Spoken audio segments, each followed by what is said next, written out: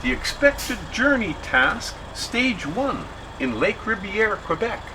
Hello there everybody and welcome to a new episode of SnowRunner here at Overfed Gaming. I am the Overfed. Today we are in the unexpected journey task, which is part of the Routier Solutions Canada Inc. contract.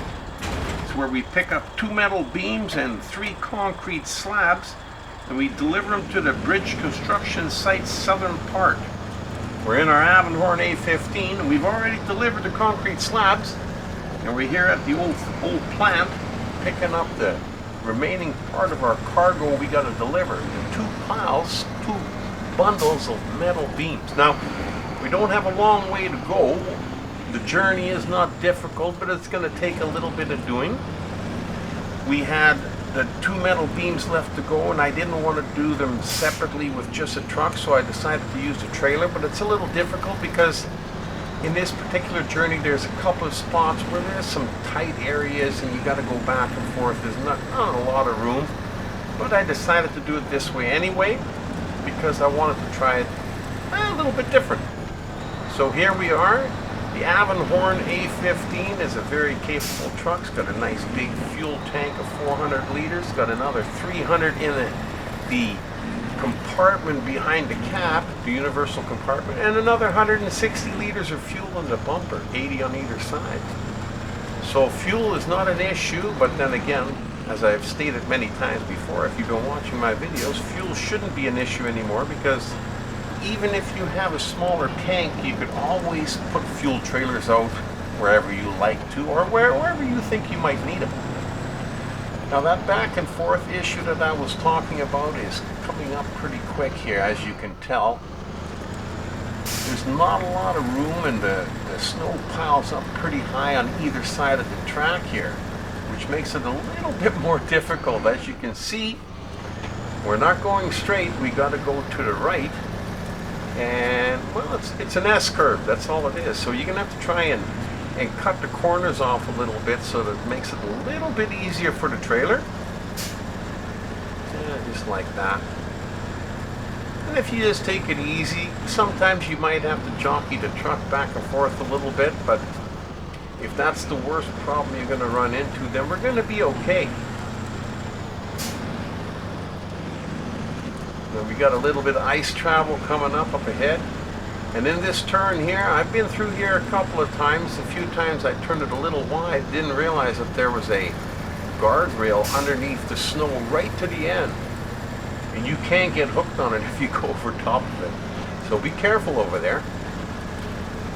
And here we're just gonna slide off the hill into the middle of the side of the little lake, frozen lake here, where they're having their ice festivities and their ice races going on. And there again too, with any kind of ice travel, if there are tracks on the ice, those are always good to follow because it shows that somebody's been there before, unless they lead to a hole in the ice, of course. And if there's no ice tracks, no tracks on there anywhere, then look for the nice shiny part that seems flat and shiny and smooth. That usually shows that it's fairly solid. Now what I do is I drive, and if I go through the ice a little bit and I don't feel it's very good, I just move over the next time. I go a little bit further over to the side. But you'll find your way over this ice pretty quick. There's only a few places that are really bad. Now I've had this big fuel trailer sitting here helping me along the way. It's very well a central point in this map where a lot of traffic goes back and forth. And we, as you know, we don't like to run out of fuel, so we try to keep the tank topped right up. And because of the bridge work that we've been doing on this particular map, you can see the bridge up ahead there on the left hand side. Well, it's gone now, but it is over there, and that's where we're going to deliver these metal beams over to the southern part of it. And I believe that that is the last bridge that we're going to have to repair on this map. There's been quite a few on both maps in Quebec. It's been a lot of work, but boy, I tell you, once you do get the bridges repaired, it does make for a lot easier traveling back and forth and delivering cargo and such. Especially when you got to deliver those big heavy trailers. You don't want to have to go over the ice if you can help it. Use the highway is much better and safer. Now we're keeping it in the high range of the low gear, because every once in a while you got a couple of snow drifts here and you're driving through snow and through mud, and then we got to go back up on the climbing the hill again, so it's a little bit slower moving, but it's a little bit more steady, because when you're in the automatic gear, in this particular truck, it likes to shift up and down depending on how much is being lagged by the mud or the snow. So this is a little bit better. Now, as we go through this little mud hole, straight ahead, there is, like on the left-hand side, you can't really see it too much yet. It's coming into view now. It looks like a little bit of a ski hill, bunny hill. Now, I didn't realize it, but you can use that going up or down, and I've been up and down that ski hill a couple of times, but I didn't want to chance it with a big trailer and some cargo on the back today. But in upcoming videos, we're going to give it a shot and we're going to see how well it goes.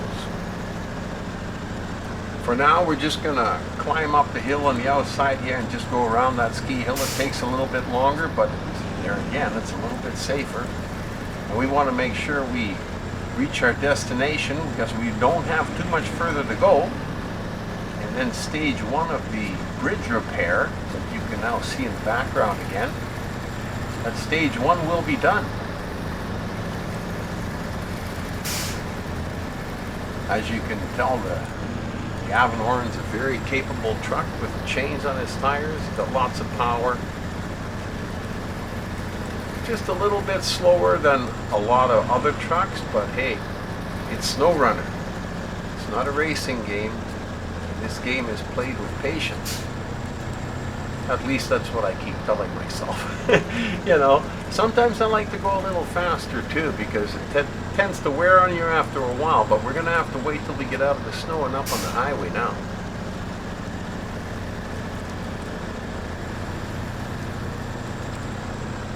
Just a little ways left to go. As you can see, the drop-off location marker is up on the screen.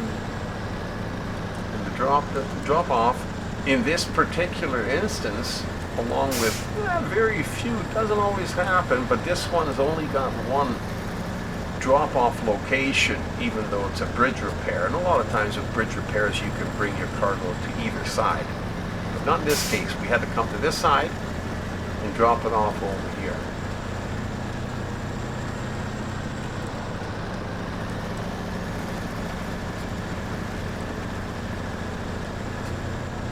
Absolutely awesome. This truck performs exactly the way you would like it to perform, as long as you make sure you drive it right. Don't drive it on an edge, or drive off the edge of the cliff or something. No, this truck, I definitely guarantee you, if you ever give it an opportunity to drive it, and it'll handle and perform admirably for you. Now we're going to connect back up to the main highway up here. As you can see, my Zigsy 605R is parked on the side there in case we needed any help, or not if we're going to run out of fuel. That wasn't going to be an issue.